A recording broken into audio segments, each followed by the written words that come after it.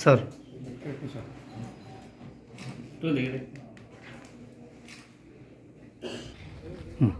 আপনার সঙ্গে 39 নমস্কার। আজকে আমরা তীব্রমথার পক্ষ থেকে আজকে নমিনেশন দাখিল করার জন্য আমরা এসটিএম অফিসে উপস্থিত হয়েছেন।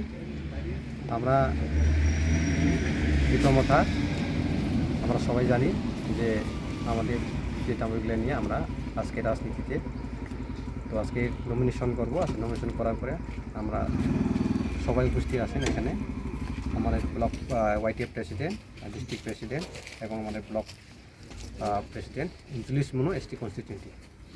জয় সম্পর্কে আপনারা কতটা নিশ্চিত?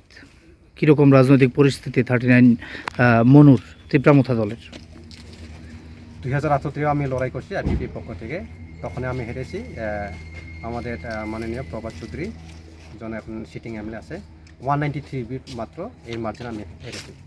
এবার আশা করি 2018 তুলনায় এবার আমাদের তীব্রমথা সবচেয়ে সক্রিয় পার্টি। এবার আমরা আশা করি ওই গুগল ভোটে আমরা জয়যুক্ত করব।